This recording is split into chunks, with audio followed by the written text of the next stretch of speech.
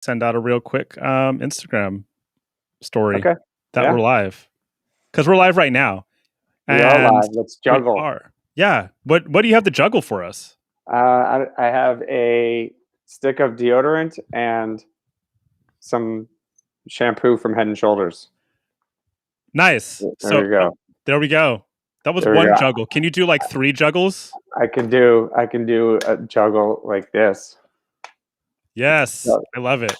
Deet, deet, deet, deet, deet, deet, deet, deet. Oh, down goes the shampoo. Oh my god, I love this. This is the best way to start off a show. Like Yeah, I'm impressed with the juggling and everything. How are you doing today? I'm doing lovely. I'm fabulous, delicious. 80 degrees in New York City, and summer is here. Summer is here. It is like 70 in Oakland, which is about as summer as it gets. Is that the temperature in Oakland like San Diego, or I'd say Oakland never? I'd say it's more like, I mean, San Diego doesn't get super hot, I feel like. It never really creeps above 80 here and never below 50. Okay, so it's not San So Diego. no. It's Yeah. more like you know, Italy. I guess.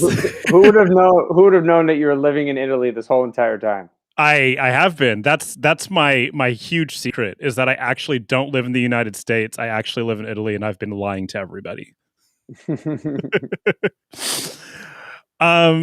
So before we get into things, I just want to introduce you to everybody. You are Marshall Simon. You are a industry vet. You've been in the dance music scene for years and years and years. You own Set Artist Management, and you just released 2 vastly different records that we're going to talk about later. Yep. So tell me a little bit about yourself. How did you initially get into dance music? Well, first of all, what year is it? I don't even know what year it is anymore. Like right now? Like, Right yeah, now? currently. It is currently 2021. I think it's May-ish. But Mayish. as far as I'm concerned, we can pretend like the last year didn't happen. So whatever year you were planning on turning last year, that's the age you're planning on turning this year as well. Yeah. So I never had a 40th birthday party then. I'm still in my 39th year, and according to this description, I started many moons, years, days, minutes. It goes on and on ago. In 1992, 93, I was 12, 13 years old, and my older brother brought me to a rave, and I came home and I said, "Mom, I want turntables," and she cursed at me and said, "Get an effing job." And I said, "Okay." Said, "Okay." So she signed my working papers, and I started working these random jobs, and I saved up money, and I bought a pair of crappy turntables. And then I upgraded my turntables over months and months and months till I had the proper industry standard equipment. And I would, beg friends that had cars and my mom to take me to record stores to go shopping. And I would go to the raves and I would hear the music, and then I would go buy the music, and I would sit in my basement and I would mix and mix and mix. And that's how I got into dance music many moons, years, months, minutes ago. This sounds like super similar to how most DJs started pre 2010, I want to say. Yeah. I did the same thing. I bought real shitty turntables the first time around. I didn't start as early as you, but we're around the same age. I'm just curious, how shitty were the turntables that you had when you first started? Oh, I bought record players. They were not turntables. It was literally like the needle on the record would get to the end, and then the needle would go up automatically over and then back down onto the onto the carrier. And that's how they like, you couldn't do anything with them. There was no pitch control. They were all belt drive. They were literally record players, not turntables, and you couldn't do anything with them. But eventually I got turntables. You figured it out. I did figure it out. And what was it like? I mean, I started in like 99, so not too far away from that, but how different was it in the rave scene back then to now? Because we have a lot of people around now that just started partying in like the last 10 or 15 years, and I can't convey to people so as much as I possibly can how different it was back then. How different was it for you when you first started? It was intense. Like, I don't want to say you had a melting pot. Okay, so getting into the venue, you had a melting pot of just different cultures, different people, different ethnicities. No one cared, right? It wasn't like an issue, right, or like people watching. But it was intense because once you got in there, it was just about the music, right? It wasn't Yeah. about where you were from, how old you were, what your story was. It was just about the music and how great the sound system was. It was pounding, dark. Like, it wasn't even like as, elaborate as the festivals and these light shows are now. It was underground. It was intense. It was, I wouldn't say dark. The only situation it's dark is just they didn't have a lot of lights, but Right. the vibe was so music driven about the DJ was God, right? And all the different styles of music that you had back then that would blend. Like, you wouldn't have like a drum and bass tent, right? You wouldn't have like an acid house tent. You would have like 4 or 5 DJs on the marquee that night, and one could be a jungle DJ, one could be a acid techno DJ, one could have been a progressive house DJ. So the music wasn't really necessarily about like, I'm going to pick and choose which room I want to be in and what time. It was like, this is what we got, right? And so back then, like, everybody loved all styles of electronic dance music because the DJs coming on weren't necessarily, the progressiveness of the actual formats. Right. And how do you feel like those early days of raving helps like form your musical DNA, so to speak? It's funny. I'm kind of where I am now with a little bit of a twist was where it was when I started. Like, the journey in between was a lot different of music and gigs and, experiences and learning. And now, so it's kind of like I did a 180 or a 360, I guess, 360. Yeah. So, the music back then, like, honestly, like, I was on a Dash Radio doing a show, and I put out a mixtape that I recreated when I was in college in 1998. And I'm listening to it, and I'm like, if I give this to someone who just got into electronic dance music, and this is 1998, so it's pretty old, right? Yeah. They might be like, oh my God, did this just come out? Like, nobody would really, unless you like are, encyclopedia, no one would really know that music was ahead of its time back then, because there's so many songs like it just now. So It's like, not only did my kind of, evolution go 360, but the music also kind of goes 360, Yeah, absolutely. It's totally cyclical. It's interesting that what's hot now is what was hot like in the late 90s, early 2000s. Yeah. We might be getting back to like an electro house resurgence at some point. That'll be interesting. Yeah. I love electro dance pop right now. Like, that's my jam. Yeah. Interesting. How do you find your way into like, discovering new music these days? Like, there's so many different ways to do it. Like, compared to back then, like, the only place you could find new music was to go to a party. Right, exactly. And train spot the DJ and get one of their mixtapes and hope to God that you were able to walk into a record store and buy that record. How are you? Right. Yeah. No, it's crazy. If Shazam was around back then, right? Like, you couldn't even write down with a paper and pen what the DJ was playing, because you didn't know. It was all underground. It was sold at certain record stores. And if you walked into like a Strawberries, or you walked into, Empire Records or any of these record stores, they didn't have that music. Right. So the places to actually get the music. And then when you walk in, you'd be like, oh, well, I heard this song at a party last Saturday. And those guys that worked at that store were probably at that party. Right. So they were like, oh yeah, I heard DJ Feelgood set, or I heard, Carl Cox's set, or whoever it was. Right. And like, oh, we happen to have that record. Here it is. Right.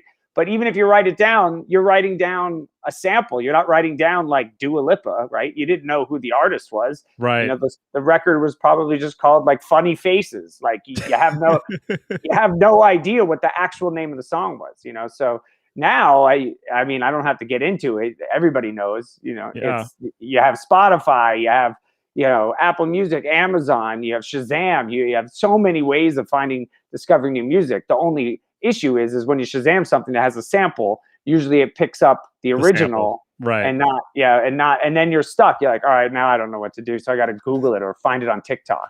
Right. um, so you're DJing, it's the 90s, you're going about your business, you're moving into college. I mean, DJing as a career back then wasn't a thing for most people. So at what point did you decide that it could be a career? 2011, 2010. Actually, probably before that. Maybe about 2007, 2006. I went to college not to become a DJ. I was already a DJ. I Right. supported myself through college by DJing bar mitzvahs, DJing nightclubs. I was booked like 4 or 5 nights a week out in Long Island. I was booked in Manhattan. And then on Saturday days, I would do bar mitzvahs for a bar mitzvah company. So, you know, it was literally like, you know, class during the week and Thursday, Friday, Saturday day and Saturday night work. Right. I had residencies at nightclubs all over Long Island. And then after college, I worked at MTV. I worked there, you know, in television video because that was my major. So as a DJ, I felt like I should probably be in communications, working with, you know, audio, video. Then I worked at MTV for a year and a half. Then I transferred and I worked at CBS News. And then in like 2006, I was living in Brooklyn Heights. I was working in Manhattan, and I was still DJing 4 or 5 nights at Manhattan nightclubs. And I got to a point where I was offered to go on tour overseas, and I had to give up my full-time job at CBS to be able to take the tour for 6 to 8 months, whatever it was.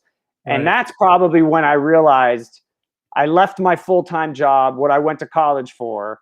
This is now a career versus a hobby. Well, I mean, it was more than a hobby. It was a passion, right? You know, that around that time. And then in 2010, 11, which I originally stated, that's when I started a company, and it progressed even more. Interesting. And before that, I know your brother was the one that got you into dance music. Your brother brought you to your first rave. He kind of introduced you to DJing. But how else did your family have a contribution to to making you a musical person? What kind of music were your parents listening to in the home? Oh wow, it's actually kind of funny. I don't think I have any memories of my mom ever being like, "Oh, this is my favorite song," right? Or like turning up the radio. It was like I would make a mixtape, and wherever I went, I would play the tape to listen to how I DJ'd. Yeah. And my mom would just say, okay, and like drive me to a therapy appointment, right? And be like, oh, I guess we're blasting underground acid house techno today, you know, like, I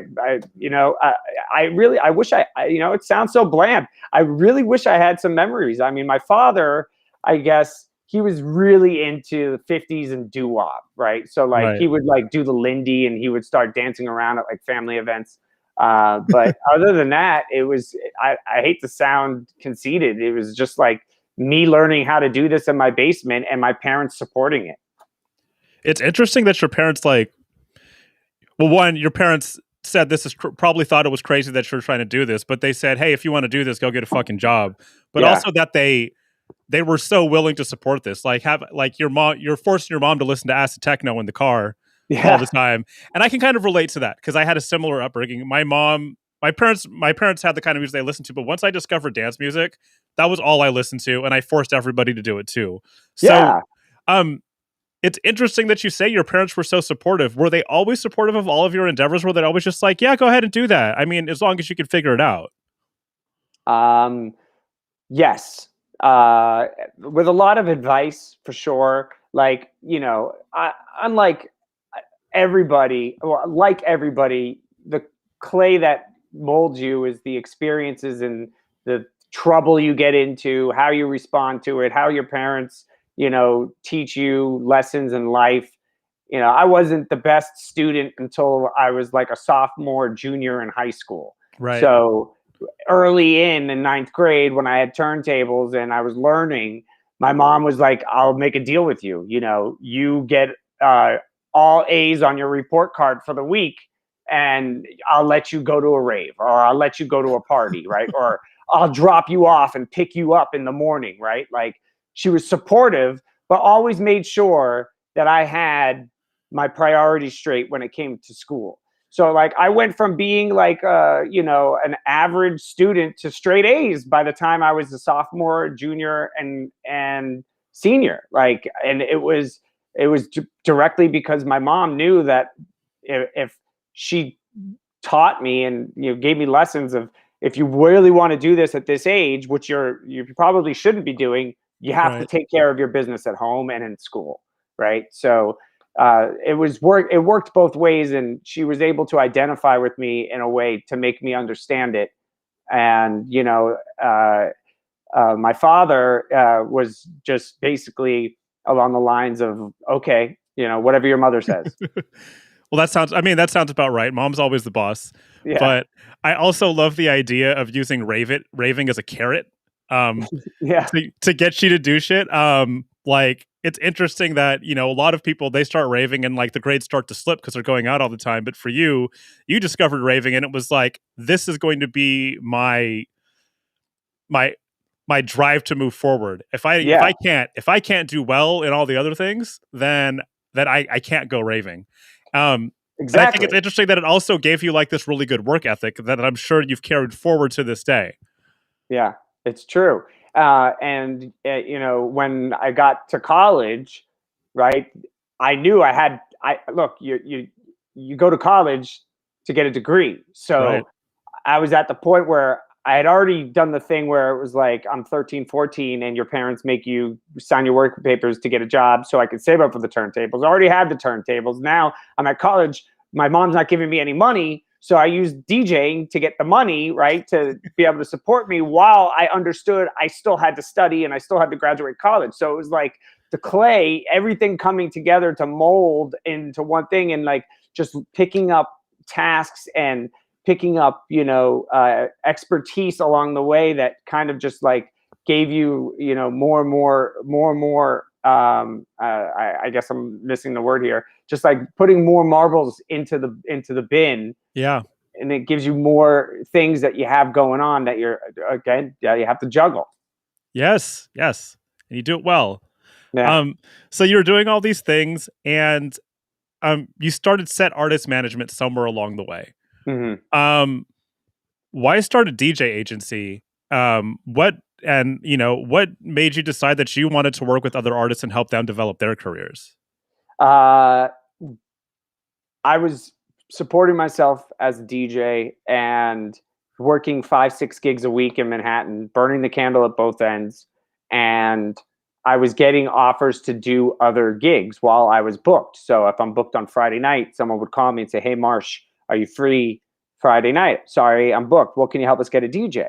"Okay." So I call my buddy. "You free?" "Yeah, you're free." All right. My buddy goes in, right? I would get a check. I'd pay my buddy, right? And that just kept happening and happening and happening. So what happens? My taxes not are not correct, right? And Right. at that time, I met my future wife, who was my girlfriend, who's like, "Marshall, why don't you just open a company?" Right? Like, I'm like, "Okay, that makes sense." And she's like very, very by the book, very straight, very forward, type A, awesome wife, awesome person. And that one little sentence she said to me just made complete sense. So I opened up a company, and slowly, it snowballed. And next thing you know, we're at where we are now. And, the company's grown very, very successfully, and opened a lot of doors for many people to go to work, to actually make money, but also follow their passion at the same time. And where it was then to where it is now, it's an eye opening experience, and I'm very humble about it, because there's a lot of people out there that look for somebody to get them a gig, to book, to get managed, but also understand like I did back in the day, that you have to work on your craft, right? You have to, obviously, do things with your brand, and so it's kind of like, again, all these things coming together that help develop people along the way, and also get them, get them to go to work. Beautiful. And how have you? I know you've probably had to do some pivoting over the last year. Um, Considering we just like went through an entire year with no gigs, what have you done, and what have you done with your DJs to help them continue to thrive during a time when there's nothing happening outdoors? Yeah, it was a slap in the face, a door stubbing your toe as it slams, right? To everybody, and not just DJs. You're talking bands, you're talking, saxophone players, you're talking singer songwriters that do gigs at restaurants, that have a jazz trio, your big huge bands. I had Matchbox 20 tickets last summer, and it was canceled Right. front row because my wife loves Matchbox 20. I was canceled, moved to this summer, canceled this summer, moved to next summer, right? So from the grand scale of things, of huge artists that are bands, to Right. call hard working DJ.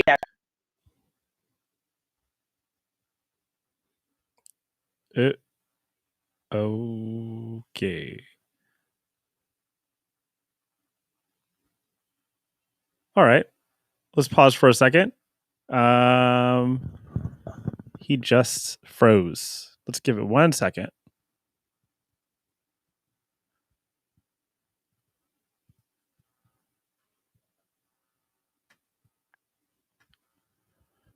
Is he back? Marshall, are you there? Check. There you are. Hello. Hello. Juggle again. Hi. Yes, we're back. We're back, live and direct. The wonders of being live. Good to go. So you were saying that The the whole music industry. effect of the pandemic, Right. everybody in the industry, right? Whether you're a DJ, a band, a musical artist, it could be a wedding pianist, right? It could be anything, right? Nobody had work, right? So for us, it Set Artist Management, when it struck on March 14th, it took about a week for, we were doing about 150 events a week. And by the 21st, all across the country, at first New York shut down. So the, 14th was the last night that everything was open, and New York shut down, and we do gigs all across, the United States and North America. So one by one across the country, they all just disappeared. And then realistically speaking, by like March 21st, we were dark. And I look back on our scheduling where we schedule, and you literally see months just blacked out of gigs canceled, right? When we eventually came back online, right, it was difficult for a lot of people just to take a gig, because it was still a real thing with the pandemic, and they weren't comfortable going back to work. Right. So, to answer your question, and as short as possible, it was an eye-opening, door-slamming experience where you had to kind of pivot and do something creative, right? You weren't going to work. For people that looked to us to get work, they weren't going to work. They didn't have answers. We didn't have answers. So to come together, you had to, check in with everybody. And that was really what I did. Hey, you doing okay? Right? Check in. Nothing's on our end, right? We put together a mix series so that DJs could go out and do mix series, and we uploaded them to Mixcloud, and we blasted out newsletters. So, I mean, there were things that we did, but as far as, the industry as a whole, some people are back online, some people aren't back online. Right. And you use that time pretty, wisely to start producing, or to produce some music. Yes. Can you talk about that move from doing all of these things to actually starting to make your own music? I'm sure that this isn't the first time that you've made music, but you've released 2 tracks in the last year during the quarantine. So how did you make that move from, being a DJ and a curator to being an artist as a musician?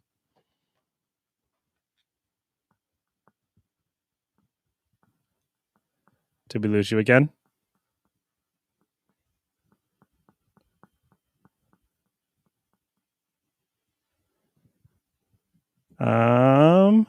Yes, we did. We're going to take a second. All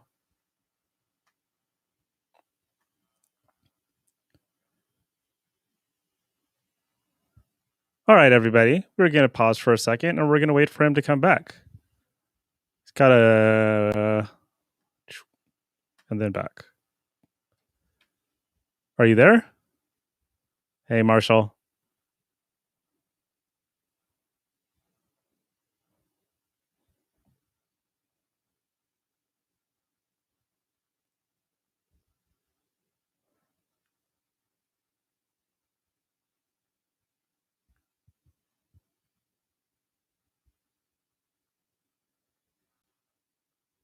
I'm going to try and see if he wants to. Oh, there he is. Give me 1 second.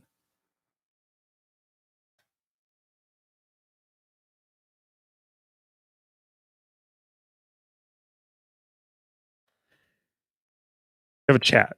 He's in the chat right now. We're going to see if we can get him back. Oh, he's going to pop back in. Let's give it a second. He signed off and he's going to sign back in. In the meantime, tell me what your favorite... Oh, there he is. Is that me? Yes, you're back. Oh, and your signal is quite good now. Okay, something I can't explain it. I didn't know if it was you or it was me. I private chatted, but I'm back. I'm live. I'm ready to rock. Awesome. Well, computers can't. They're things that fuck up all the time. Yeah.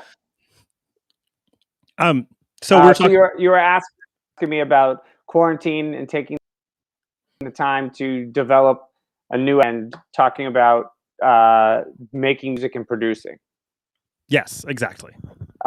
So unlike like everybody else, you had to figure out what you're going to do in quarantine. You're going to express your creative side. What are you going to do for money? How are you going to live? How are you going to eat? Okay, they're sending you money from the government, sending you money. You're just going to sit there and wait around, right? So I came up with the idea through quarantine to start a record label. Right. So I did was, what am I all this amazing talent that I have? 400 DJs with 150 gigs a week.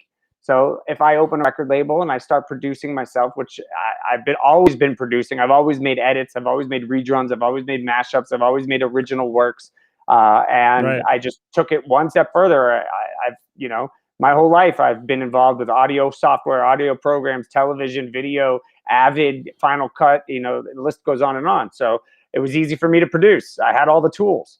Right. I had actually released a record in January, right before quarantine hit. And I had about 5 other records that I was working on. So I said, you want to know what, Marsh? I'm going to open a record label and I'm going to push as hard as I can to produce and come out with a catalog of just lots of music on the record label, 10 records, 12 records. And as I'm doing that, I'm going to talk to the talent that we have and help guide them to funnel them towards the record label. And they produce and, they start putting out music on the record label and signing artists and working on, the ones that can produce or the ones that have ideas, or working with them, or even a step further, like I have, bands and artists. So one of them is now doing the vocals for a new record that I have. And, it's all it all came together. So I opened the record label and I had the idea that, I'm going to take my DJ style, I'm going to take my passion for dance music, and I'm going to mesh them together to a little tiny bit of a void that's out there in dance music right now that no one's kind of really getting at, and see what happens. And I released a record on April 9th, and my next record comes out on June 25th. And then the next record comes out another 2 months later, and another 2 months later. So I'm really, really excited and passionate about the producing side of it. Yeah. And hopefully the attraction level brings more artists into the record label. What's the biggest professional lesson you've learned since starting a record label? Oh man, that you can make a record in a week, literally, and Yeah. it just takes a turn, and you're like, this is a banger, and you send it to friends, and your friends love it, and that's about 10% of the whole job. Yeah. Yeah, absolutely. It's the best part of the job. The best part of the job is making the record. But once you make the record, what are you going to do? You have a huge staircase to climb. And when you release the record, you're still not even at the top of the staircase. No. Then you got to promo the record. Right.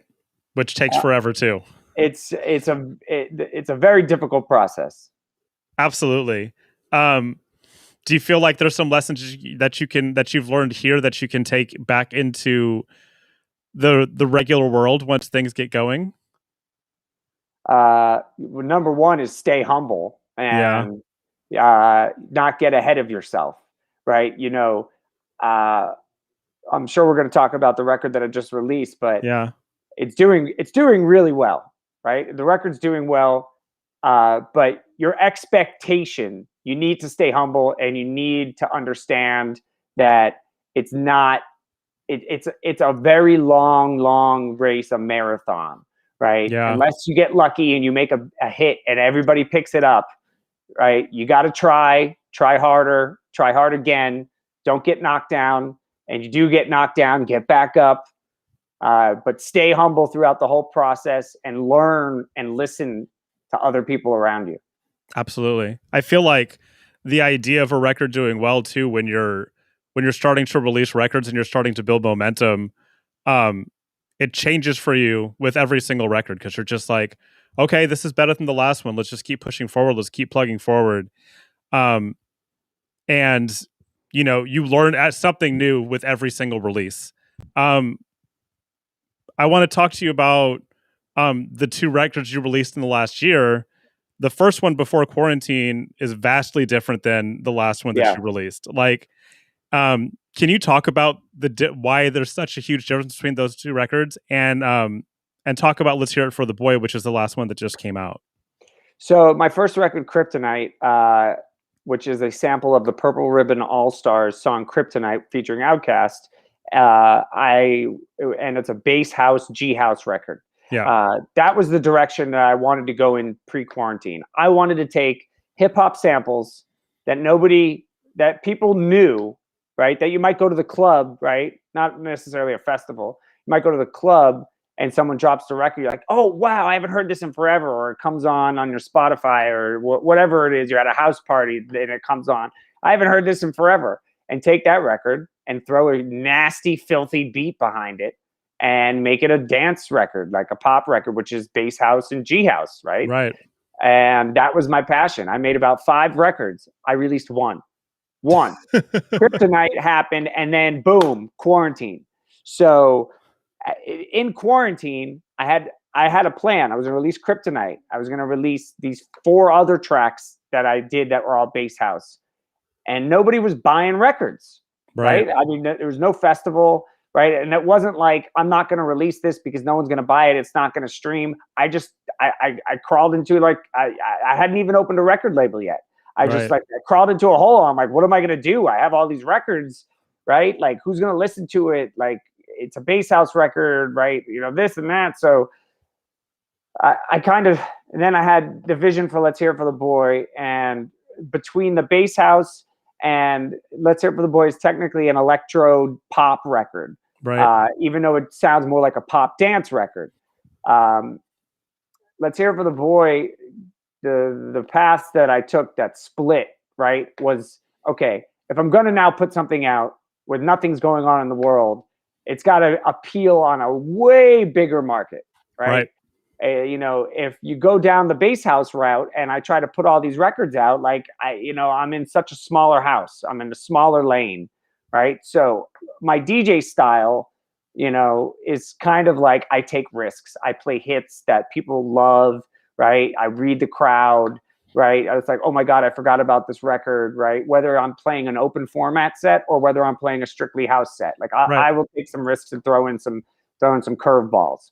So I had a list that that I had been creating for 3 or 4 years of just songs that I would love to remix or redrum or do something.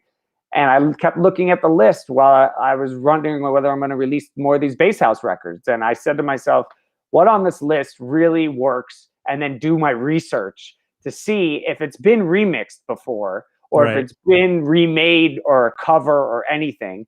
And out of about 7 records that I dwindled that list down to, the only one that I saw was "Let's Hear It for the Boy." Has to be the first one. Has to be. Right. So I started working on the record, and it just took a turn. It literally a piano riff, right? Then I doubled and stuttered the chorus to give it more of like that EDM Kygo type of feel to it, right? And it just turned into this pop dance record that was that I was like, okay, again, like we talked earlier, the best part is making the record, right? That's the best part. Absolutely. And that's the way that the record kind of just organically kind of fed itself, and what sounded good and what sounded great. And I didn't force it. I didn't try to put some nasty, filthy, right, slap track behind it. Like it just grew. And then I started sending it to people, like friends that I trusted, right, and getting their feedback. And they're like, wow, you touched this record. Like you made a cover record of the 1984 hit from the movie Footloose. Like you actually did. Yeah. And as I was making that list of 7 records then became 10 records, 15 records. I have more projects that I'm going to work on, and the next one's being released June 25th. It's already done. And the one next after that in August or September for Labor Day, that one's already done too. So like things have just kind of taken off, right? This whole lane that I'm in now of taking records, covering them, and doing it legally with a new vocalist, right, and throwing some type of really, really attractive electro pop dance beat behind it. It's kind of the rage right now. Like, Class has been remixing old records. Rehab has been remixing old records. Valix has been remixing Lumix. The list goes on and on. Right. So that's kind of the lane that I'm in right now, and I'm really excited for it. And when I get stumped, guess what? I'll drop a bass house record because that's what I was going to ask. Right, you have them already. I think it's interesting that even with the bass house records you wrote, you took that sense of nostalgia and turned it into something that was new, and that's what you've done with Let's Hear It for the Boy as well. But also, I think it's funny that you released Let's Hear It for the Boy right at the end of the pandemic, and it's from a movie that was about people trying to dance when they couldn't. Right. And it's kind of the perfect time to release that kind of record as people start to reemerge from a year of not dancing. So how do you plan to move forward? Is your lane, are you going to continue to make bass house records, or are you going to continue to do this thing that you've hit on that it sounds like really resonates with you? I'm 100% for now going to keep my bass house records in the can, right? Yeah. They're going to stay there for a little bit until I'm ready to release them. I'll give you a hint. One of them is a Kendrick Lamar sample. And maybe I become so huge, big Mr. Superstar that Kendrick Lamar will actually let me use his sample. Right? So then you can release it officially. Yeah, Marshall Simon featuring Kendrick Lamar. Boom. Let's wait for that. I'd love to hear it. So they're going to stay in the can. Listen, if it gets to a point where I've released 5 or 6 of these cover electro pop dance records, and see where I'm at, and it gets to a point where I want to throw an original out there, I have these bass house originals and I have some bass house covers, and then down the road I'm working with this female vocalist, and we're working on some side actual real written cover, not covers, real written material, where she kind of like does that EDM or EDM versus like an actual singer, like a Dua Lipa. So nice. That's a project probably for December, maybe January next year. But I'm going to use what I am really passionate about right now to start everything off. Beautiful. And the question just fell out of my head. Mm-hmm. So okay, here we go. So moving forward, you've got, and I love to ask this question, especially of people that have had such a long history in the industry. You've been around for nearly 30 years now, in dance music. With that kind of perspective, what really excites you about the future of dance music? Ooh, that's a very good question. You know, what I enjoy from back in my time when I started out in the 90s was that action of one DJ was this style, the next one was a completely different style, the next one was a completely different style, all packed in one room. Yeah. And what I love about dance music right now is it seems as if every few months a new sound comes out, right? Or like a new flavor. So almost like you're back in that room and this DJ that is progressive house finishes and the next one that comes on is evil electro, right? You know. Right. So like if you've kind of looked at the hits that have come out, like Roses, right? The Imbach remix came out. So like, you know, that had that really like deep, evil, deep house feel to it with like a little bit of an electro flair, right? Right. And then now you have like Joe Corey Bed, right? Like, yeah, these records are considered, you know, commercial house. So I would say, you know, they're on top 40 radio and there's lots of underground remixes of them. But then you have like Joe Corey Bed with David Guetta, which Right. is like kind of the flair of Roses, but more airy and more happy, right? Like more pianos involved, right? So like you're taking a progression that's going up, and who knows? Like for instance, if Biggie was still around, Biggie would probably be rapping over these crazy Skrillex beats, you know, He'd be like all over dance music. yeah, He would love this shit. tell me about it, right? You know what I mean? So like it's like that one room back in the day where a different DJ with a different style, and now like the music, everything that's coming out is kind of like, you know, it's developing and it's getting and it's twisting and one's twisting off the other. So I'm just excited to ride the wave. And even with the way Let's Hear It for the Boy is to the next record that I have coming out, I've changed it a little bit. It's not pop dance. It's a little bit more electro, right? Yeah. And then I infuse it with like a deep house male vocal and a female vocal. So I made like a duet and like an EDM duet, right? So, you know, it's what I hear out there, I'm trying to recreate as well, but I don't know what the third or the fourth next wave will be, but it's Right. interesting to watch it. Absolutely. Like I mentioned earlier, I started partying in like the late 90s. And it was kind of a time when dance music was experiencing like that first wave of commercial success in the United States. Did you ever imagine in your wildest dreams that it would become this big and that North America would eventually, like, dance music would come home to North America and it would be the hub of worldwide dance music? Was that like when you were partying in the 90s, like, No. and it was so deeply underground, like we were not cool No, to go to not at raves. all. We were not cool, but now it's like the cool thing to do. Did you ever imagine that it would be like this? No, I would have never, you know, even in like the 99, 2000, 2001 with like the, hey, you know, Jay-Z and, you know, Rough Riders and, you know, Busta Rhymes. Like, even if you listen to their beats, they're not even where they are now, right? And No. like those guys are rapping over, you know, look at like Chocolate, which is Big Boy and Puma from his record. Like, it's a legit deep house record. Like, even that was ahead of its time. So it's like commercial. It looked like Dua Lipa. You know, I've said her names a million times already. You know, even like Rihanna singing over Calvin Harris records. You know, Yeah. like commercial house. You know, it is developed into commercial house where your hits now are dance, electronic, EDM music. Yeah. Right? It's not necessarily a roller coaster trap edit that goes, that's a festival, you Right. know, but the root of everything that's top 40 on the radio now, even twerk music, is electronic, right? Yeah, absolutely. So yeah, it's crazy and it's awesome. It's great, and it fuels my passion even more. What else fuels your passion? Like, what outside of the realm of music fuels you to continue ahead?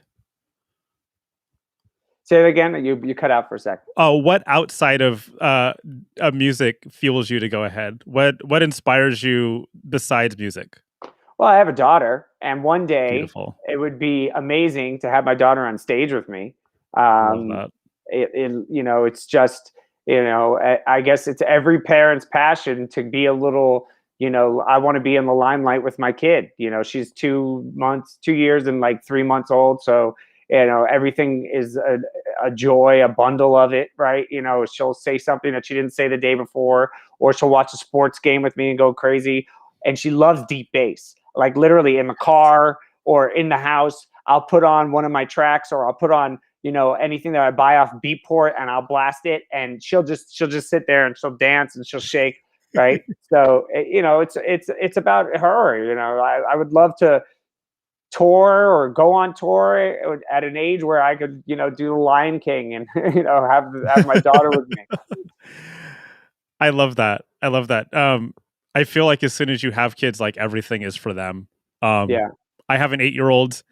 Um, Mazel Tov. yeah, and it's actually been amazing for the last year to have him like around in the house. Yes, it's been also a nightmare, but it's been amazing to have him in the house because I feel like we spent the last year like Oh realigning yeah. ourselves with our family. But he was always the same way. He always loved it when I turned music on, and he's actually my sounding board. Ah, When I write a song, I play it for him, and I ask him yay or nay. Do you like this or don't you? If he gives it the thumbs down, then you know what? It's probably one that needs to go in the fucking trash. ah. So yeah, your kids are going to be your they're They're your gonna. they're going to be completely honest with you about everything. All the time. It's true. My daughter, your 8-year-old. I don't know if it's a boy or girl, son or daughter. I don't know. You didn't mention Boy, that. he's a boy. His Boy, name's London. son. So London. My daughter's name's Asher. Nice. So London, Asher, right? They're the best audience, right? Yes. Because they are. They have nothing. They have no reason to lie to you at this Yeah, point. it's They true. yeah. They're And I'm in the same page where you are, where the last year and 3 months, we've gone. She had two birthdays in quarantine. She had a 1-year-old birthday. She's March 31st in yeah. quarantine. Then a second year birthday, and we've spent so much time with her. Right. Whereas my wife would be at work and I'd be in the office, and then we come home and then she's at home, and then we have the night with her and then goes to bed. We've spent so much time with her where it's like we don't want to be apart. Like she goes to bed at night, right? And it's like I wish she was just not in bed right now. Like Yeah. it, Absolutely. it's great. It's gonna be tough when she has to go to school this fall, but we'll see what happens. Yeah, right. um do you feel like you're re-entering life after quarantine with like some kind of renewed spirit, like after having spent all that time with family and had this time to like reflect on your life? Like what does it feel like going forward into this, like I hate the term the new normal, but what's that like moving forward for you? I want to open every door and walk through it. Right, I'm ready for anything. Whether it's the booking agency and you come to me and you're a potential client and you want to work together, great. Let's figure it out. Let's go. Right, whether you want to make a record with me, great. Let's go. You want to make your own record and you want to put it out on Get Set Records, great. Let's go.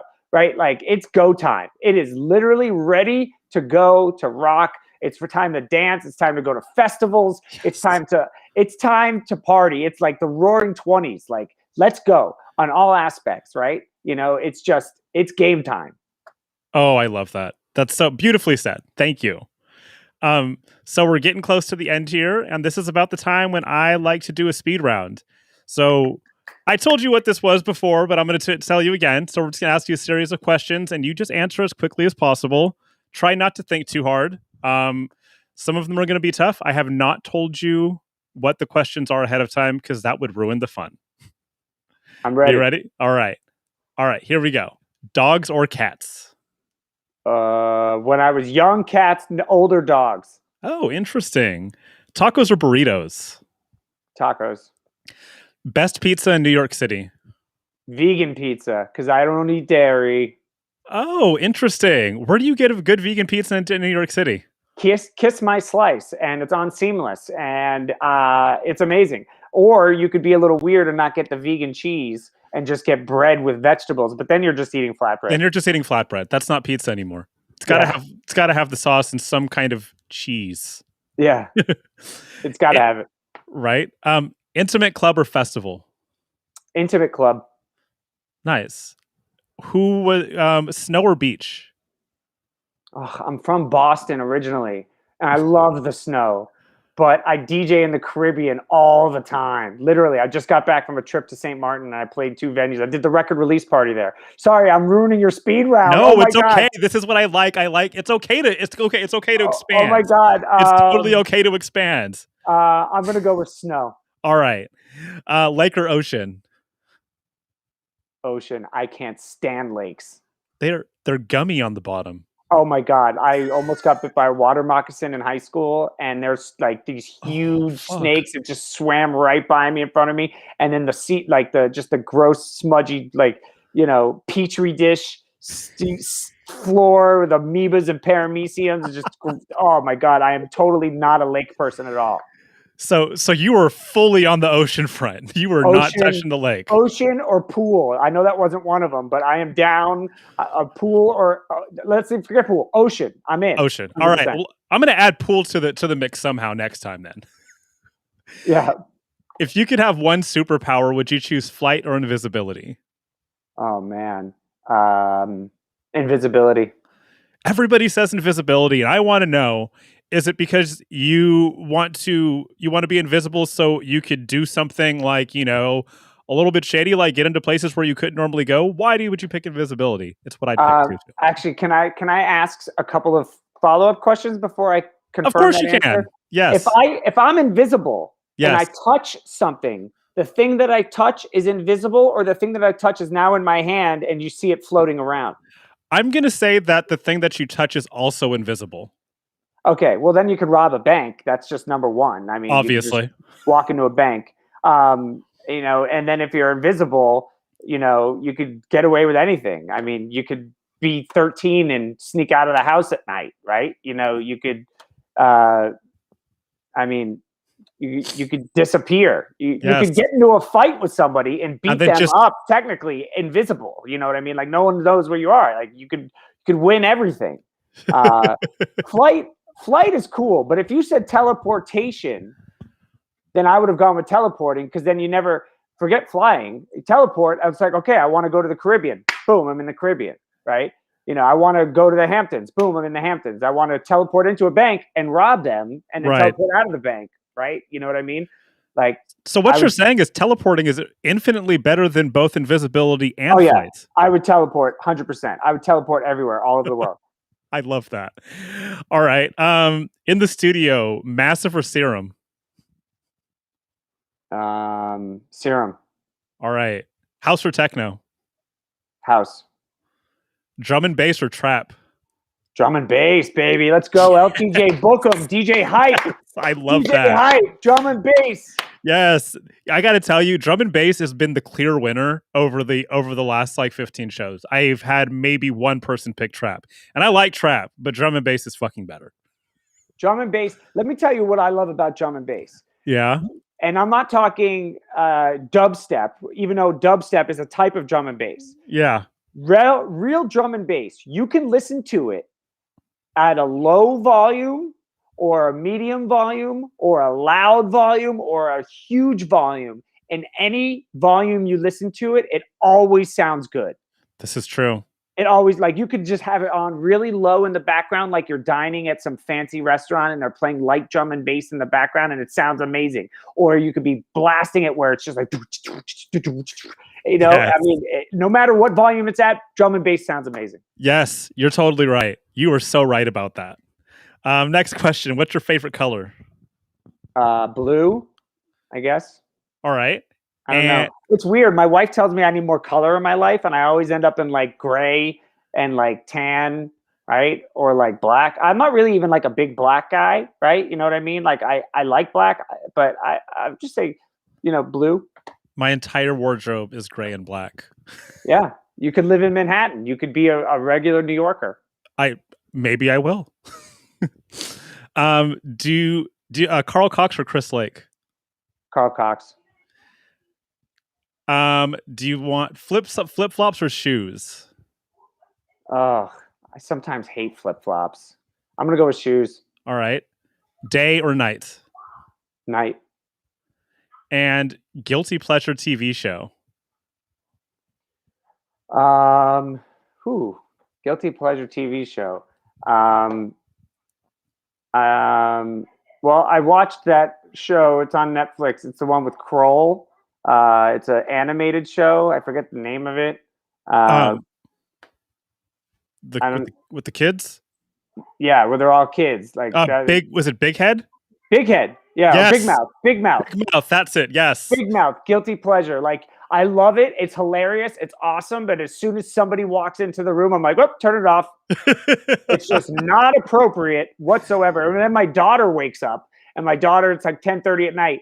Daughter comes in. Daughter sits on the, and I'm like, oh, I just got to turn this off. No. It's not right. Not right. Yeah, it is really, really terribly inappropriate. Me and my wife watched it. We watched all of it like in a span of like 2 weeks. But definitely, like, my son was like flipping through Netflix. He's like, oh, what's that? It's a cartoon. And I'm like, no, that's not for you. Parental advisory, settings the next day. Yeah, seriously. That's why it's on my Netflix and not yours. Yeah, exactly. Big Mouth. Love it. Guilty pleasure. Awesome. Well, thank you so much, Marshall, for taking the time out to speak to me today and for being on the show. It's been a lot of fun. Can I ask you a couple speed round questions? Yeah, shoot. Okay. If you had to have one or the other, would you rather have a lamb follow you around for the rest of your life or a toaster for an arm? I'd rather have a lamb follow me around for the rest of my life. You got to get on an airplane. Hold on. Wait, is it go everywhere with me, like in the bathroom? Everywhere you go, the lamb follows you for the rest of your life. I'm Mary. I'm Mary from Mary Had a Little Lamb. Yeah. Oh, fuck. Or a toaster for an arm. You could have a toaster for an arm. Does the toaster work? Yes, it does. It's an operational toaster. Operational toaster, but when you shower, you might have to like keep the toaster out of the shower. Oh, that's going to present a problem for swimming. But I'm going to take the toaster arm anyways because I think it's a really good conversation piece. Okay, yeah. Like, hey, and also, want a bagel toasted? Let's go, baby. Yeah, right. And also, like, if I go to Starbucks or a place and I order a bagel, I don't even have to have them toasted for me. Like, hey, just pop it in. Yeah. How about lobster salad or tuna salad? I'm allergic to seafood, but the funny thing is I can eat canned tuna. I'm not sure why. I suspect because it's dolphin. So I'm going to go with tuna salad. Okay, I could have threw an egg salad in there. Ooh, egg salad is a no-go. No. Gatorade or Pedialyte? Gatorade. All right. Look, we did each other. We did each other, baby. We're going. We're cranking. I love that you turned it around on me because nobody's ever done that. That was a beautiful twist of fate. Thank you. Yeah, and now you have a lamb that follows you everywhere you go. So yes, you've turned me into Mary. Yeah. Well, I just want to say thank you very much. Big shout out to the House Philosophy. Alex, you've been amazing. Thank you so much for your time. Shout out to everyone that joined on today and reading the comments. It's really funny. It's very engaging, and I'm happy to be a part of the team. Thank you so much for being on today, and let's stay in touch. My name is Alex Amaro. This is House Philosophy. This has been Marshall Simon. I'm here every week on Thursdays at 1 p.m. Pacific, 4 p.m. Eastern. See you guys next time. Bye.